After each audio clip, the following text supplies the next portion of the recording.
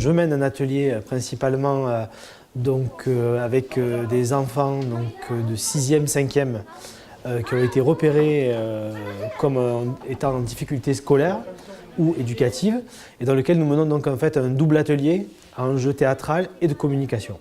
Le sens premier pour les ateliers, c'est d'abord de proposer aux jeunes un espace dans lequel ils vont se sentir bien. Ça paraît simple, mais ils y trouvent un épanouissement, tant sur le plan corporel que mental.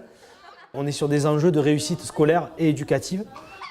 Il y a le cours académique, on va dire, où j'apprends, où je leur donne des choses, mais il y a 90% du temps de l'interaction, c'est-à-dire que je les mets aussi face à leurs propres responsabilités, faire des choix, travailler en équipe, voir comment travaille par exemple la relation du personnage dominé-dominant, et beaucoup travaillent aussi sur la place de l'adulte. Est-ce que tu sais pourquoi tu vas à l'école?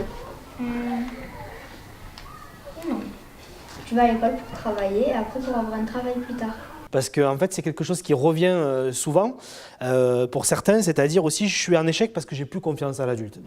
Il n'est pas forcément bienveillant à mon égard. Moi, simplement, ce que je fais, c'est que j'inverse les rôles. Jean-Noël?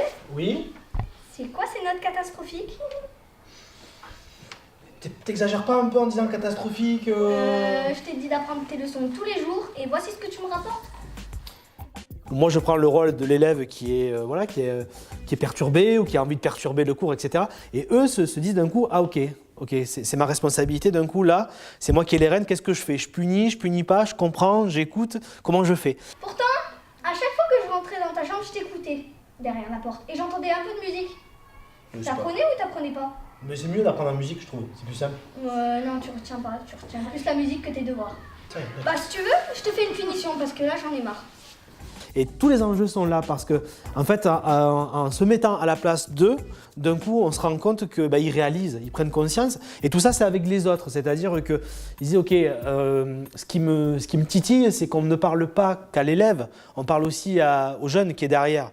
Parce que l'idée, c'est de leur laisser quelque chose qui dépasse le cadre du collège. Tu vas aller à l'heure d'école en permanence. Parce que ça se fait pas de taper même les attendez, la prof de français, elle a dit, c'est de la légitime défense. Oh mais ça va trop loin, la légitime défense là. Est-ce que vous pensez qu'un principal aurait appréhendé la situation de la même manière ou pas? Non. Bizarrement, ils vont se réinvestir dans leur parcours scolaire. J'ai commencé à travailler, donc là je pense que je vais réussir. Donc ouais, je pense que je vais réussir.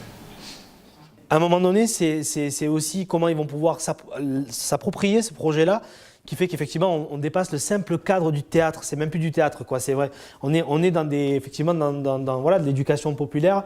Et j'ai envie tout simplement de dire aussi on parle d'humain à humain, voilà.